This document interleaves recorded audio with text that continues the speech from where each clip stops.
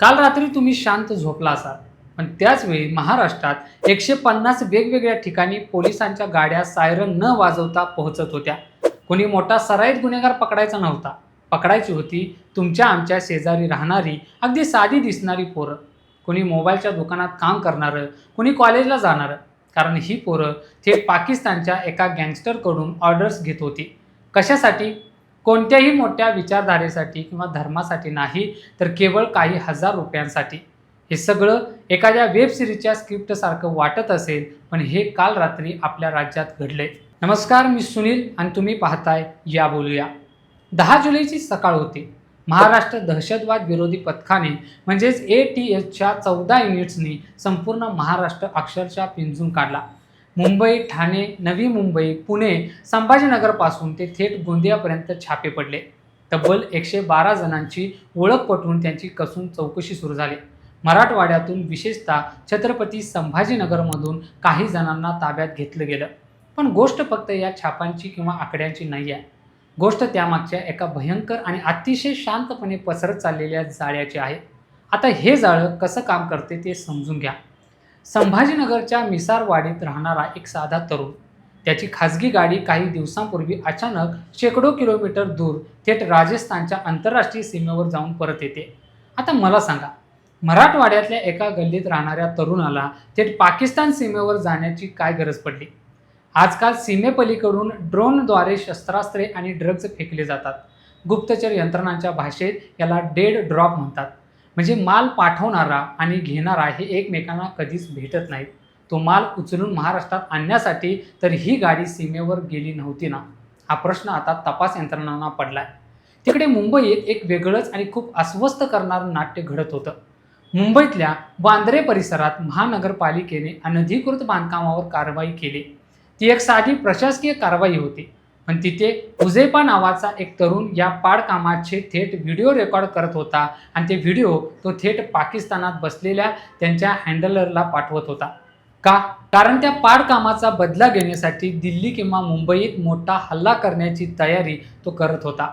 तुम्ही विचार करा, इथल्या आपल्या गल्लीतल्या महानगरपालिकेच्या स्थानिक समस्यांना थेट धार्मिक अत्याचाराचा रंग दिला जातोय आणि त्यातून दहशतवादाची ठिणगी टाकली जाते. दाऊद इब्राहिमची डी कंपनी आणि पाकिस्तानची ISI या दोघांनी मिळून हुझैफासारख्या तरुणांचं ब्रेन वॉश केलं होतं. हे सगळं घडवून आणणारा तो सूत्रधार कोण आहे? त्याचं नाव आहे शहजाद भट्टी. हा कोणी दाऊदसारखा लपून बसलेला किंवा ओसामासारखा गुहेत राहणारा दहशतवादी नाही आहे. हा एक सोशल मीडिया इन्फ्लुएन्सर आहे, मूळचा लाहोरचा. चोरी दरोड्याचे गुन्हे दाखल असलेला हा गुंड आता दुबईत बसून हे सगळं ऑपरेट करतोय. तो तरुणांना भडकवण्यासाठी धर्माचा थेट वापर करत नाही. त्यापेक्षा तो इंस्टाग्राम, टेलिग्राम आणि ऑनलाईन गेमिंग ॲप्सवर तरुणांशी गप्पा मारतो. तो गँगस्टर लाईफस्टाईलचं, बंदुकांच्या संस्कृतीचं एक खोटं ग्लॅमर तयार करतो. अमेरिकेत सेटल करण्याचं किंवा रातोरात श्रीमंत होण्याचं स्वप्न दाखवतो. 19 ते 21 या वयोगटातील ज्यांना पटकन पैसा हवाय असे तरुण त्याच्या जाळ्यात सहज अडकतात. यातूनच एक नवीन प्रकार जन्माला आलाय. आपण आजवर ओला, उबर किंवा स्विगीमध्ये काम करणाऱ्यांची गिग इकॉनॉमी पाहिली असेल, पण भट्टीने चक्क दहशतवादाची गिग इकॉनॉमी सुरू केली आहे, म्हणजे कंत्राटी दहशतवाद. मध्य प्रदेशातले राजवीर आणि विवेक बंजारा ही 2 पोरं बघा. वय अवघं 19 ते 21 वर्ष. त्यांना दिल्लीत पेट्रोल बॉम्ब फेकण्यासाठी किंवा पंजाबच्या झिरकपूरमध्ये एका क्लबवर गोळीबार करण्यासाठी किती रुपये दिले गेले? फक्त 25,000 रुपये. UPच्या नोएडामधून तुषार आणि समीर नावाच्या तरुणांना, तसेच आझमनगरच्या मोहम्मद शेखला राजकीय नेत्यांच्या टार्गेट किलिंगसाठी म्हणजे थेट हत्या करण्यासाठी 3 लाखांची सुपारी दिली गेली.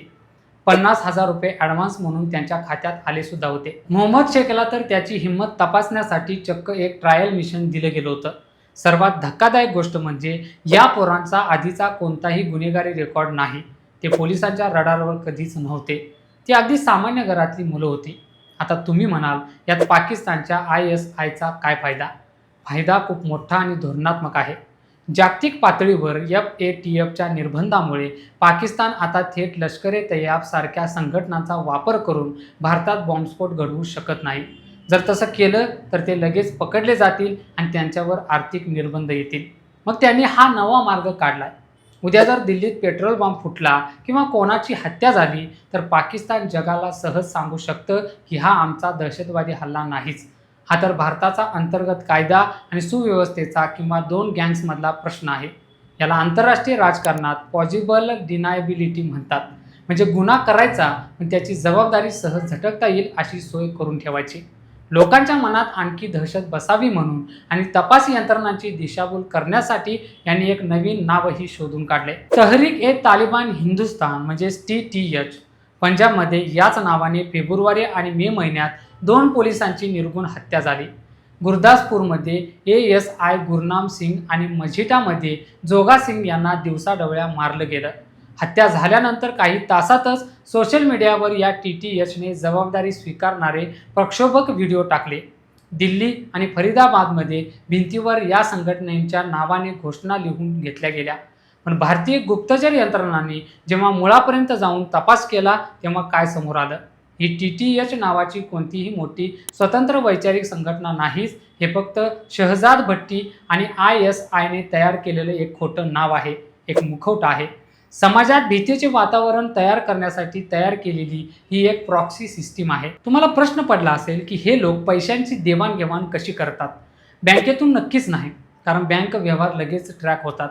यासाठी सदापे किंवा इझी पैसा सारख्या पाकिस्तानी डिजिटल वॉलेट्सचा वापर केला जातो किंवा थेट क्रिप्टोकरन्सीमधून पैसे पाठवले जातात.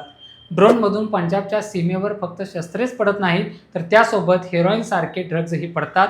ते ड्रग्ज विकून जो पैसा येतो तोच पैसा या स्थानिक पोरांना सुपारी म्हणून दिला जातो. संवाद कसा होतो तोही अत्यंत गुप्त. इंस्टाग्राम आणि व्हॉट्सअपवरून इनक्रिप्टेड कॉल केले जातात, म्हणजे कोणी कोणाला प्रत्यक्ष भेटत नाही.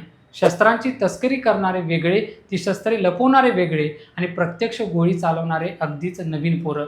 ही एक साखळी आहे जिथे एकाला दुसऱ्याबद्दल काहीही माहीत नसतं. हा धोका किती जवळ आलाय याची कल्पना करा.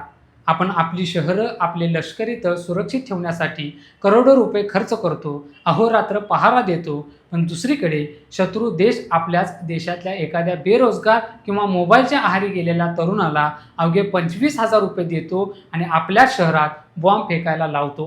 ही जी आर्थिक विषमता आहे हे मॉडेल खूप भयंकर आहे. भारताला अब्जावधींचा खर्च आणि शत्रूला फक्त काही हजारांची गुंतवणूक. राजस्थानच्या सीमेवर फक्त हेरगिरी थांबलेली नाही, तिथेही ATSने 30 जणांना ताब्यात घेतलंय. बाडमेरचा बशीर नावाचा तरुण थेट भट्टीच्या संपर्कात होता. या तरुणांना लष्करी तळांचे फोटो काढायला लावले जातात, रेल्वे स्टेशनची माहिती द्यायला लावली जाते. म्हणजे हल्ला करण्यापासून ते हेरगिरी करण्यापर्यंत सगळी कामं आता या गिग पद्धतीने करून घेतली जात आहेत. हे सगळं बघितल्यावर एक गोष्ट स्पष्ट होते, ATSने राज्यभरात केलेली 150 ठिकाणची ही कारवाई फक्त एक बातमी नाही आहे, हा आपल्या आजूबाजूला बदलणाऱ्या जगाचा, गुन्हेगारीच्या नव्या स्वरूपाचा एक अत्यंत मोठा आणि गंभीर इशारा आहे. आपले तरुण मोबाईलवर नक्की काय पाहतायत, ते ऑनलाईन गेमिंगमध्ये कोणाशी बोलतायत, त्यांच्या खात्यात अचानक छोटे छोटे पैसे कुठून येत आहेत याकडे लक्ष देण्याची ही वेळ आली आहे.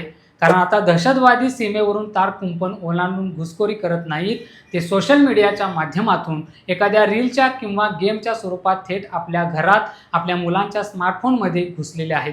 कारण ही चर्चा इथे संपते आहे, पण हा विषय इथे संपत नाही.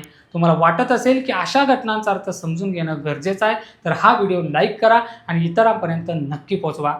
तुमचं मत, तुमचा अनुभव, तुमचा दृष्टिकोन कमेंट्समध्ये नक्की सांगा आणि अशाच वेगवेगळ्या विषयांवर बोलण्यासाठी चॅनलला सबस्क्राईब करा. आजच्या व्हिडिओत इतकंच.